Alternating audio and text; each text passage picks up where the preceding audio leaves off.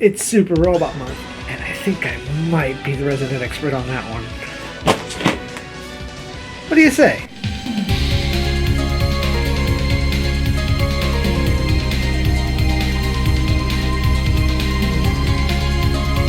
Hello, and welcome to PlebPla. This month is a very special month for me because it's Super Robots. As is the tradition as of late, following the YouTube trends, our boy Krosama has deemed July the month of Super Robots. And here we have quite the literal Super Robot. From Super Robot Wars, the video game series, we have the original generation's Valsione. From what I came to learn, it's from 2009. Super Robot Generations, number 30 in the set of Super Robot Wars OG player character units by Kotobukiya. I always have a hard time saying that, but I got it right this time. In our manual, this is not a book, but a rather fold-out. We have on our center fold Ryun Zoldark, the pilot of the Valsione, which is a very powerful variant of a very similar unit, also called the Valsione, sometimes the Valsione R, but without the E and the N, so I guess it's a Valsione. We have much information inside. We've got some sketch art of the unit itself, a lot of details that I can't read, gun, colorized image, and painting colors. So this is what you're supposed to look like after painting, and this is what you have straight up. On the back side of the cover, we have more details as far as the unit itself is concerned. The semi-realistic hair, the wings on the back, the gun, chest details, which it's sort of a motion capture kind of system. Ryun is at least supported at the waist up, so she doesn't really have a pilot suit, she can wear whatever. Details about the gun, the armored system, and how the giant robot will actually emote based upon Ryun's emotions also as well. Back to inside of the manual, we have our construction directions, which looks like it starts at the shoulders, moves down to the arms, and then we get down to the legs and feet. Head construction, face and hair, then getting into the waist, the wings on the back, our accessories, the hands, and then final assembly. All of this Kotobukiya detail done in 4 pages. Unfortunately, the manual itself, this, doesn't come with the usual runner list that we're used to seeing with these things. But it was probably made in the year before Koto was doing that. So what you get is an extra insert right here for your runners, as well as any markings, which I don't think there are any for parts that were unused. This kit is exactly this kit. It's not a duplicate or an upgrade of anything, so it doesn't reuse any runners. Fortunately for me, there's nowhere on this box that I've been able to find, and I will admit that my Google foo is very weak. Here's our box art right here. We're gonna slide over to one side. Our top side. The opposite side, which has got our barcodes, our sales information, and more kits in the Super Robot Wars line. And our bottom, which is just a match at the top. As I was saying, Koto doesn't seem to put their copyrighted release dates on their boxes or anywhere in their manual, but I was fortunate enough that on this runner here, this one happens to list that this was made in 2009. I have another Koto Super Robot Wars kit that unfortunately I have to dig around again for the release date, but I think it's definitely after 2009. I digress. Let's talk about our giant robot here. For me, handling this has always been kind of a chore. It's my experience that Kotobukiya kits are a little more stiff in their joints, as well as having finer, smaller pieces of details that are actual parts and not stickers or pre-painted color separation. And I don't want to knock anything off of the kit. I don't want to break anything, I don't want to snap anything, I don't want to bend it beyond all recognition. So I'm always a little weary to handle Koto kits, personally. Whereas Bandai, I don't mind because I know it's just going to pop off. So starting, we have these wings in the back, and the reason why I bring them up first and not the arms is because I think they're going to get in the way. So you've got these, they just come in plain white. The color guide does suggest, you know, coloring some of them blue, some of, not blue, the same like aquamarine green, whatever you want to call that, and this yellow. I digress. They're just on ball joints back here. Oh, see? Parts popping off. So I think safely I'm going to pop these out for now. As you saw, as I was saying before, I'm worried about handling things and things popping off. So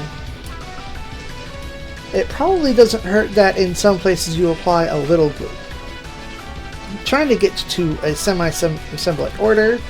We have the arm, which will kinda, maybe, full rotation if you get it past the earpieces there. Then at the side we've got two joints going on, but this big shoulder pad as well. We've got this. We've got a lot going on here. That's not flexible. This is not flexible. This is all ones. This looks like a joint. That is not a joint. So you get some arm raise there. And that seems to be about as high as I can make it go. You can see inside there. That's your movement range there. At the elbow, we get a hearty, you know, 130, 145. I'm not a mathematician. The hands are on ball joints. You can see just barely right inside there. So you get the usual rotation at the hand. You get a very typical shoulder arm rotation. And this is about ready to pop. Wait, hold on, am I wrong? Oh look, the shoulder piece is rotating. It's on a ball joint. I almost forgot about that. I literally, okay, I'll save it for the end. I like to get out of order. Y'all know me. At the waist, we get a little bit of flex going on, but that of course caused a piece to pop off. So, oh dear. Popped right back in place. Good, I saved it. And then the other side pops off as pieces are popping off. This is terrible.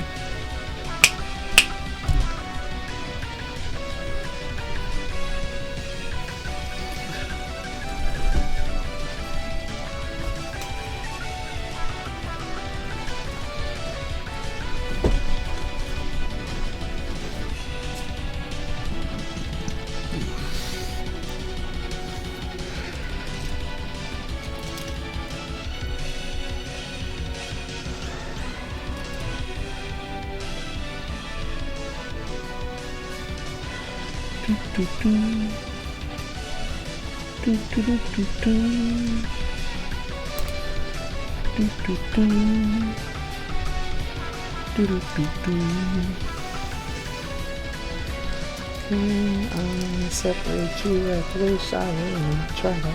That's stupid. Oops, that back in there. And there goes the fucking arm. Holy shit.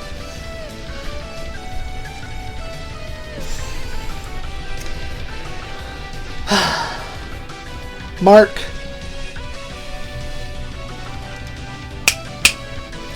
Okay. Upon putting the piece back in, the arm came out from working with it.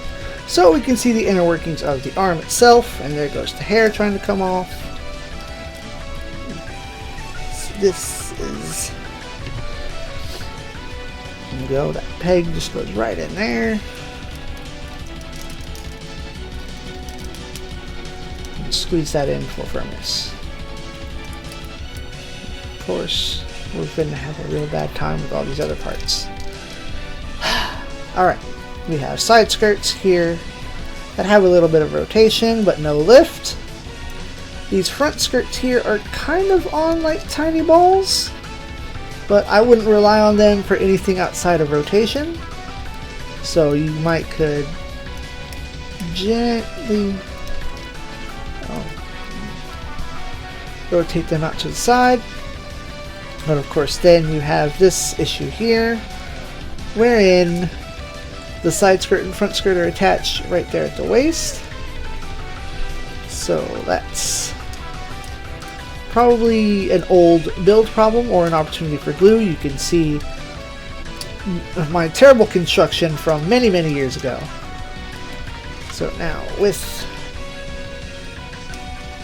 these out of the way, with getting your skirts out of the way, here is your front kick and more terrible seams. You get a very hefty thigh rotation right there.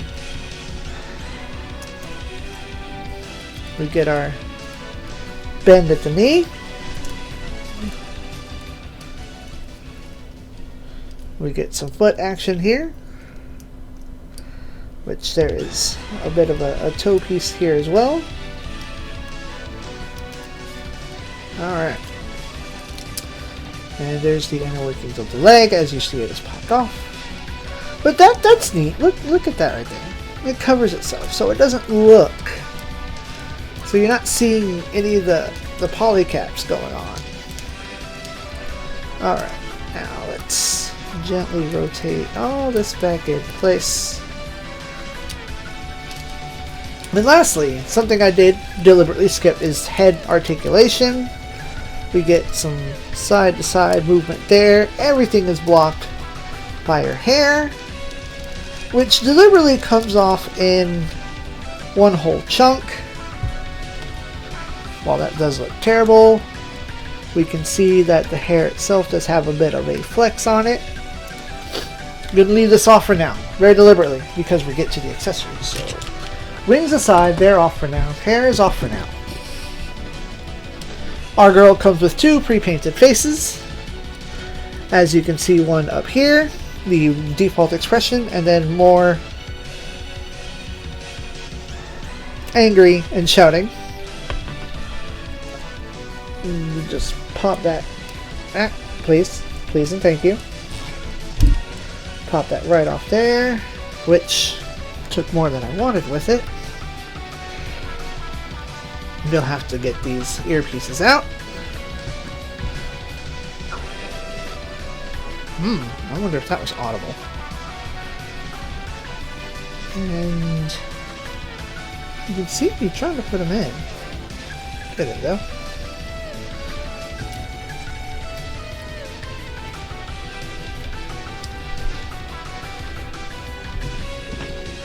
Of course, now I've got a polycap that I need to get extracted.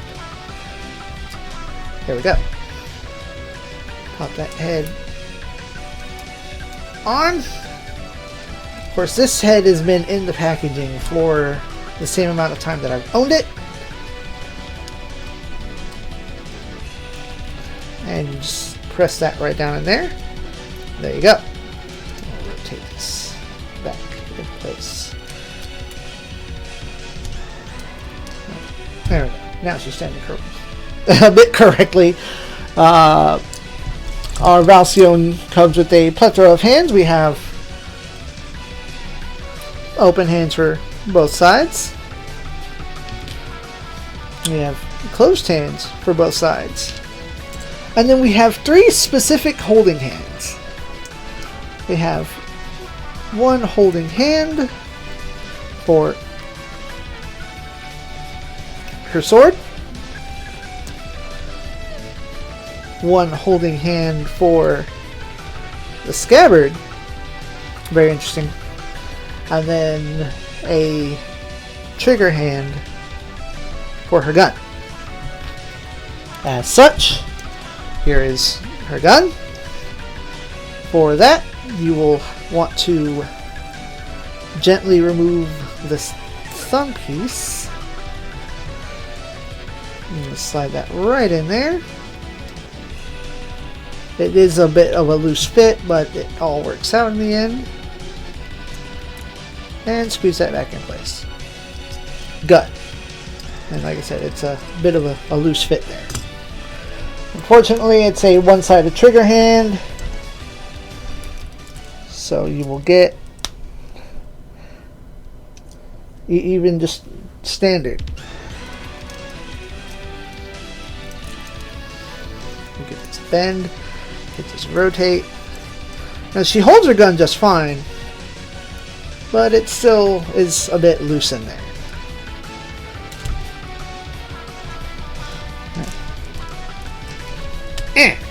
Gun. Next we have her sword. Here is a sheathed sword for holding, if that's what you want to do. There's nothing here. I believe, and we're going to find out, which I may be wrong. With this hand, alas, no. Alas. You cannot hold the sheathed sword in this hand, which is designed for holding the sheath. Like, this is the best that you can get, and I don't really trust it. I don't like it. Now, sure, you could probably hold it by the handle, but even then, that barely held on at all. You know, of course, my thumb was blocking most of it, so we missed out. But that's how we do. This is PlebPla, not professional pla. However, that aside, you do get an open scabbard, to which you don't even have to take the thumb off. You just find a nice position that you would like to hold your scabbard in. And of course, that does fall apart. We will pop this hand right off. Pop that right into place. Pick up this other piece from the floor. Awesome!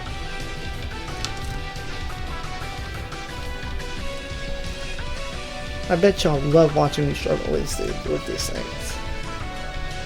If you like watching me struggle with these things. Please, like the video. As dumb as it sounds, the likes are very, very encouraging and inspiring. It lets me know that I'm doing something good.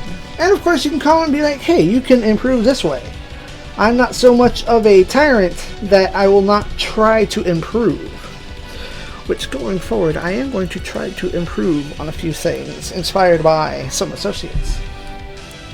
Lastly, we have the sword itself, which, because of the way it's designed, sure, it kind of goes in. You can get a little bit of resting there for some Eido, but it will not go all the way in thanks to that.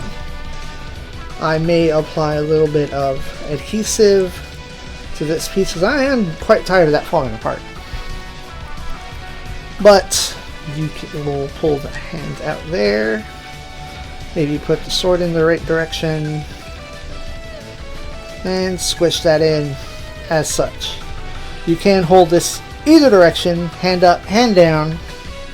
That way you can make it look like she's drawing it. And like so, we have her hand. Now, it is a little bit loose in there sometimes, so you will have to finagle it just because of the way that the hand itself is designed. I believe the scabbard's blocking the view there. It fits in hand correctly, But unless you position it just right, it's gonna fall loose. What a shame. What a shame. Where did this fall off? Oh, this is probably from the back of the foot? Where did this fall off from? Where's the other one, matter of fact?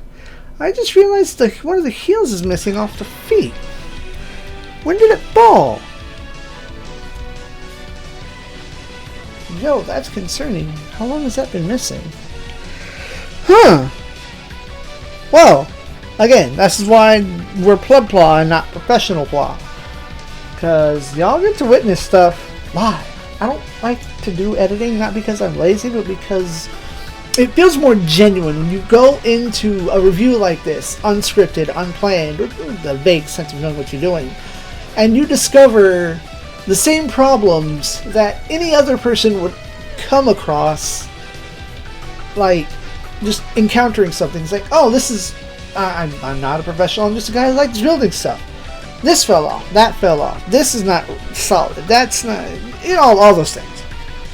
But I digest. As far as our rating goes, I want to change up the way I do things. Like, I'm not sure what I want to do, but goodness, I planned this out at one point and then I completely forgot it.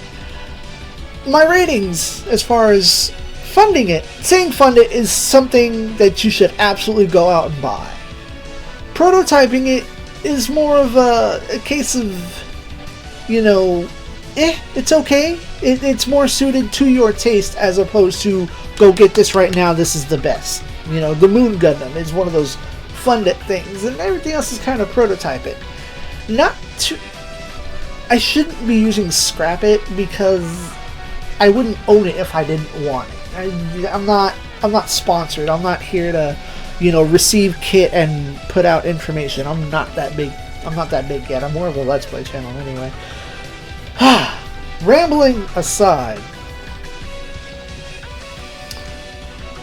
I'm gonna say, mass produce it. If you can find one, get you one. There's really nothing wrong with this kit that probably can't be solved by this being built better, more currently. I have been putting off saying that I built this in 2009 when it was only months old. I didn't realize it was only months old. But it's been a very long time sitting on my shelf, posing in the same pose, just moving from shelf to shelf. The construction is perfectly fine, but shows its sign of my skill. At the time that I built it was just, I don't have them handy, with just a razor blade and nail clippers. That's why you can see such terrible, like, gouges into it. I didn't know any better back then. But I recommend this particular kit. This is probably one of the earliest Mecha Musume models that you're going to find. You know, long before the Frame Arms girls, before all of the Bandai, what are they called? Figurized Standard girls, all that stuff. This is from 2009. Is probably one of the earlier Mecha Girl models that you're going to find, and it still holds up, despite that it's being a little awkward, and she's got some like hella 80s hair. But that being said, stay tuned every Friday this month for yet another super robot. And I'm going to be getting way deep in there with Kotobukiya this month. And that's a move. Thank y'all for watching. And as always, SIEG ZEON.